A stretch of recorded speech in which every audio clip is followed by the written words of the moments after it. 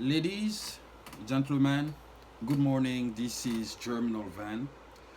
Today, I would like to address a topic, nothing technical, not about a specific social, political, or economic issue, but just a topic that concerns everyone, basically at the personal, in the personal life and in the personal capacity.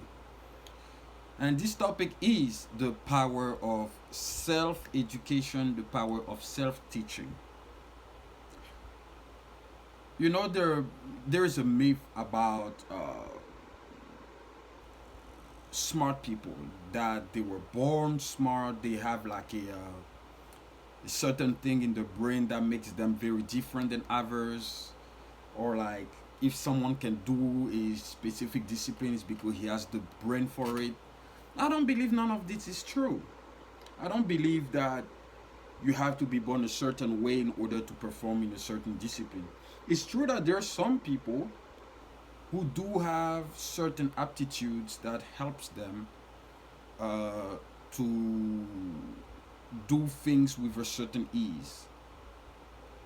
But I strongly believe that no human was born with an extra fiber within him. We're all, whether you're black, white, Asian, Indian, Arab, no matter what your ethnic background is or your religious background is, we're all humans. We all have 46 chromosomes.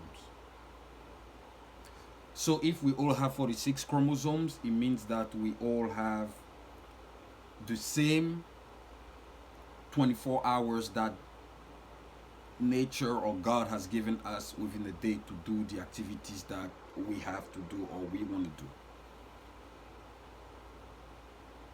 No one was born a lawyer, no one was born a doctor, no one was born this or that.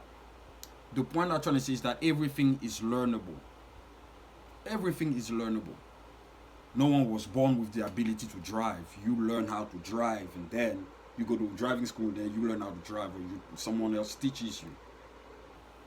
So that is to say that everyone has a capacity within him or her. But we need to unlock that capacity. And how do we unlock it? I believe that the way to unlock this capacity is through self teaching. Of course, if you'd like to become a lawyer or a doctor, or so if you'd like to exercise in those regulated professions, you need to go to school, because you need to go to school, get a degree, and then pass a certain set of examinations in order to be certified. If you want to become a lawyer, you need to go to law school and pass the bar exam. You want to become a doctor, you got to go to medical school, take the state certification exams, and then you become a certified doctor. But for jobs that do not require, I would say for jobs that are not highly regulated, like the legal industry or the medical industry, these jobs can be achieved through self-teaching. 30 years ago, internet was just being created, basically. So I will even go more backwards. I would say 50 years ago, our parents did not have the resources that we do have today. It was harder for our parents to actually teach themselves, um, because they had to go to school, and if they did not have the money to afford school, it was more difficult to find a job. Today we have the internet. So even if you cannot physically go to a school to acquire the skills that you need or you want to acquire, you can teach yourself through the use of a computer and internet. This is a blessing. This is a blessing that our parents did not have, and that people today uh, are not taking advantage of. Today we have platforms like Coursera, we have platforms like YouTube, Khan Academy. We have all these platforms that we can use to build our own skills, and that's what I personally learned through this pandemic. The coronavirus has destroyed has destroyed a ton of lives. But there's one benefit that the coronavirus brought into this world is that the fact that you were stuck at home, it was the perfect opportunity to build new skills or to strengthen the skills that you already have. At the university, I studied political science. I'd said it in many of my videos. I have a bachelor's and a master's degree in politics. But since I became a scholar, I specifically dived into economics. I never took a single class of economics, whether it is at the undergraduate level or at the graduate level. I taught myself economics. I learned economics first of all from the philosophical standpoint to get the basics of economics. All these books you see here are mainly books of economics. There are a few books of political science, but it's mainly economics. So it's through reading books that I learned the basics, the philosophical standpoint of economics. And then I watch a lot of documentaries. And then I start getting to the technical side of economics. That's when it's more mathematical. And since I started to get into the technical side of economics, I started to teach myself mathematics. Today, you do not need to go to a specific school to learn mathematics. You can go to Khan Academy. Khan Academy has the greatest platform to learn algebra, calculus, and probability. Greatest platform. It's free. Today, anyone can teach him or herself mathematics. But it's a matter of how bad you want to learn it. Because we have that myth like some people were born with the ability to do math. So basically you have to be born with certain abilities to do math, otherwise you cannot. That's not true, ladies and gentlemen, that's not true. Everything is learnable. Everything on earth is learnable. Especially everything that is man-made. If it is a thing that is man-made, that means that there is a solution to it. You just got to learn how to go around and find a solution. If it's something that is created by nature, then maybe there's no solution to it, only time has the solution for it. But anything that is mathematics is man-made, computer science is man-made, economics is man-made, physics is man-made, literature is man-made, history, philosophy, political science, all these academic disciplines I just mentioned are all man-made. Therefore, they are all learnable. The same way you learn to drive a car. A car is a man-made tool that helps you move from point A to point B. Everything is learnable. So it is a matter of how bad you want to learn the thing. Today, like people of my age and even younger people, so millennials and generation Z, I believe, I'm not too sure how they call themselves, but we all realize that college degrees are losing their value because because colleges are seeing students as customers, so they're driven by profit. Of course, I mean, we live in a capitalist society, but when it comes to education, it's more than just making profit. There is value you want to bring to the customer. And when it comes to education, the value you want to bring to the student or to the customer that you consider is to give him a certain set of skills that he can use in the labor market. First of all, qualitative subjects such as political science, literature, philosophy, history are valuable, but their value is extremely limited. Let me tell you this, like if you studied those qualitative academic subjects that I mentioned, the real job you can actually do with those disciplines is to become a professor. Other than that, your degree is not utterly useful unless you add something quantitative to it. I have few friends in college that studied qualitative subjects like I did. One of my best friends, she studied literature, English literature, and she got a bachelor's and a master's degree in literature. She even went to Ireland uh, to study her master's. But then she came back and she realized that she was working as an editor, but she cannot do much with her degree in literature except become an editor and a professor. There is Her degree does not bring any significant contribution to people's immediate need. So she decided she wanted to study data science, which is a STEM, and she did not have the background. She did not have the quantitative background to do data science. So what did she do? She taught herself data science. She's still teaching herself data science.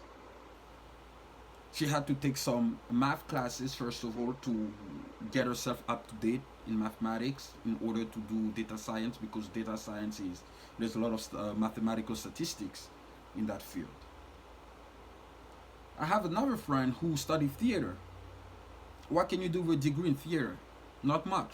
But today he's a professional cybersecurity scientist. He got a professional certificate in it, so he's accredited. So what I'm trying to say is that people are realizing that there is certain disciplines that you have to go into if you want to be competitive in the labor market. And those disciplines are mainly STEMs, so the quantitative disciplines: mathematics, economics, physics, computer science, chemistry, statistics, data science, all these. Because we currently live in a data driven world where every decision is made by analyzing data and then testing your hypothesis and getting to an outcome. So statisticians and data scientists and physicists and economists are highly demanded on the market because they have the quantitative skills to perform the job being required. Look at the pandemic, for instance. People who have degrees in history, what did they do during the pandemic? Most of them stayed at home. People who have degrees in literature or even political science, what did they do? Most of them stayed home. For people who have degrees in political science, especially for those who want to work as political analysts, you need to have a quantitative degree on top of your political science degree in order to give value to that political science degree you have. Because political scientists and political analysts are the ones who run polls. Like, for instance, when you look at polls from the Pew Research or Brookings Institute, the political scientists who work there usually have, on top of their political science degree, they have like a degree in economics or mathematics or statistics or data science. Because uh, a political scientist or analyst run polls.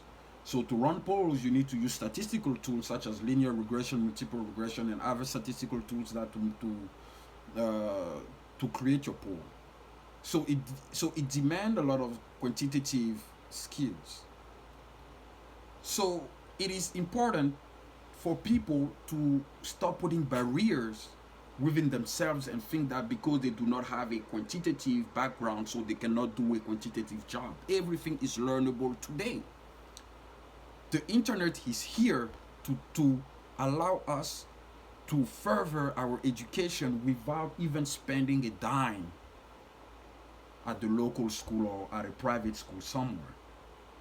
And that's the beauty of the world we live in today. I know many people who became web developers by teaching themselves how to develop a website and how to create softwares and stuff. It is amazing. As I said at the beginning of this video, I taught myself economics. Today I'm doing econometrics. I never took a single class of economics, No one taught me how to work in econometrics. I learned how to perform linear regressions by myself. I learned how to perform multiple regressions by myself. The first time I learned how to do linear regression, I did it in 3 hours. And I knew how to run a regression. A simple linear regression. Today I can do a multiple regression. And I'm still learning. I'm far, very far from even being near half of what needs to be done in econometrics. But now I have the fundamentals, I have the basics. It's the same with mathematical economics. Today I'm reading this book, Introductory Mathematical Economics. I never took a class of mathematical economics in my life. But here I am today. I've been writing scientific papers in which I apply the rules of calculus on my economic theories to give a clear content of what I'm trying to explain. The last time I did math, substantial math, was in high school, and that was 10 years ago. But since I got into the technical part of economics, today I start building my math skills again every single day, ladies and gentlemen, every single day from 10 a.m. to 1 p.m. I studied mathematics for 3 hours on Khan Academy for free. I do not spend a single dime, and today my math skills have substantially increased. And I've been doing that since late January, early February. I've been doing that, teaching myself mathematics. I started from pre-calculus. Today I'm on calculus 1. I have to go through to calculus 2 and then calculus 3 and etc. And then do linear algebra and all this other stuff. And I am currently pursuing a certificate in statistics online. No one taught me statistics too. I'm teaching myself statistics. I'm teaching myself all these quantitative skills because we never know. So self-teaching is important. Even if you're not necessarily into academic fields, you can always teach yourself something that will make you valuable on the labor market. Today, many people are understanding that entrepreneurship is the way to go.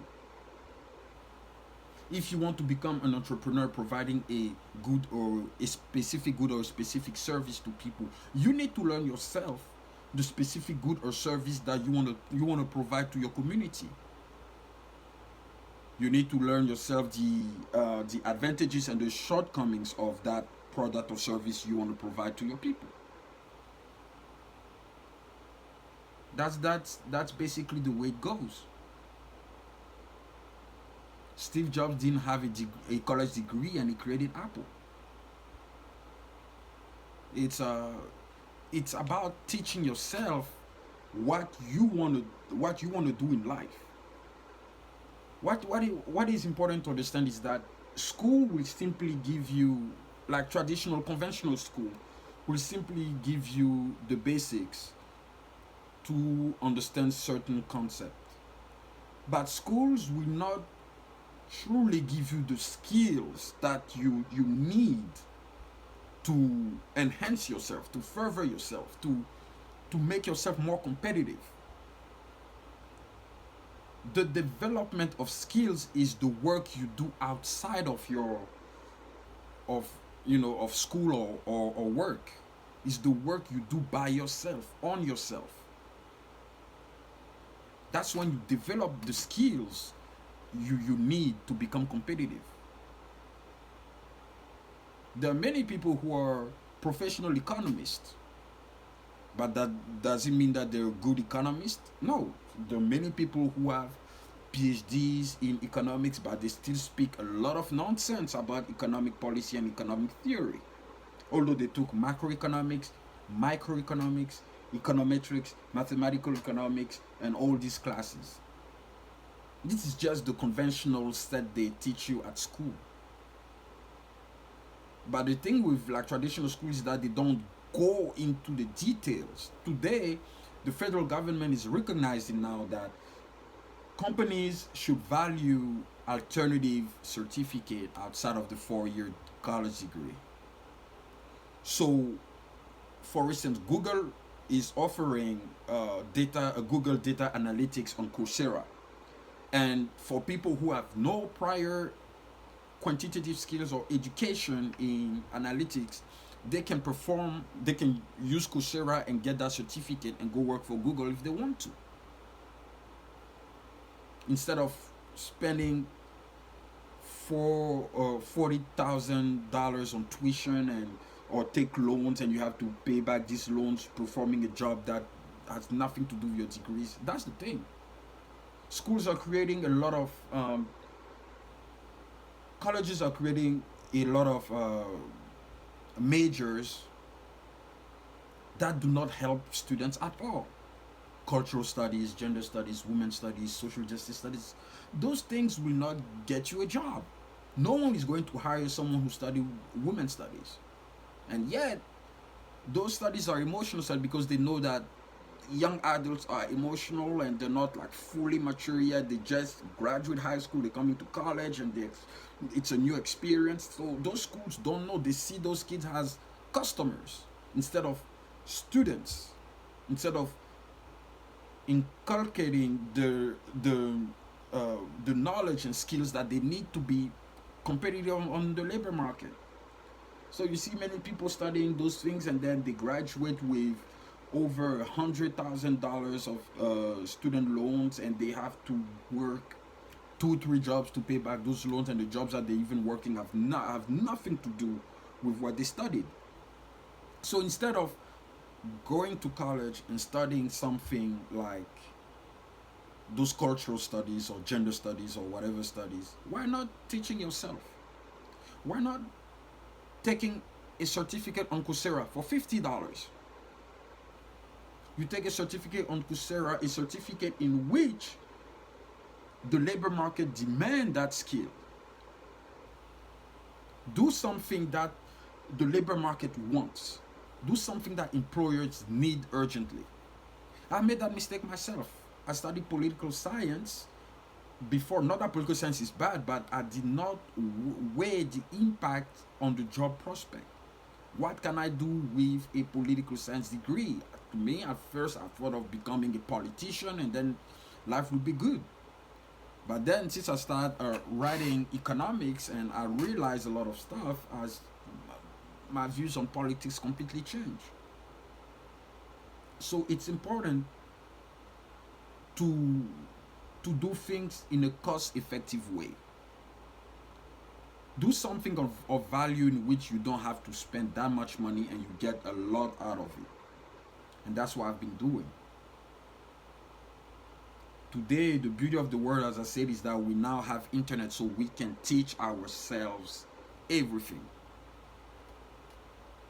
For people who are interested in data science, there are a lot of certificates on Coursera on data science. You can start this IBM, there is John Hopkins, there is Duke University also. All of these schools they're offering certificates in data science. These certificates can help you get a job as a research analyst to start, because it's actually very hard to get an entry level job as a data scientist, because in data science, on top of doing statistical models, you also do coding. So it's a very demanding job and it requires experience. So basically, a real entry level data science job, you need to basically have a PhD in data science to do that. But at least, if you have no prior background in any quantitative field, you can learn on YouTube, you can learn on Coursera, you can learn on Khan Academy how to develop quantitative skills. You can. It's all a matter of will. No, I do not believe that you need to be born a certain way to do mathematics. All you need is the willingness to understand mathematics. Mathematics is the language, like the way literature is. All you need is to understand the rules of mathematics and how those rules apply to the symbols involved in the problem you're trying to solve. That's what mathematics is. If you understand that, you know mathematics. You can do anything. Yes, mathematics is not an easy subject to learn, do not get me wrong, but it is learnable. So it is time to bring those barriers down and think that it is impossible to learn math because you were not born with a math brain. This is not true. This is a myth. So that was what I wanted to talk about when it comes to the power of self-education. God gave us, to all of us, He gave us a brain. The brain is the first wealth of man. The brain is the most powerful tool that a human being has in his possession. So it is time for us to use it in a useful, in a smart and practical way. And that's what I've been personally doing. And I hope everyone will see the way I see, at least, and then try to better themselves by acquiring new skills, because skills is are the things that will make you improve your life. Skills are what will help you emancipate yourself from poverty. If you do not have skills, you cannot do anything. Skills are the secret to success. You need skills. Without skills, you're doomed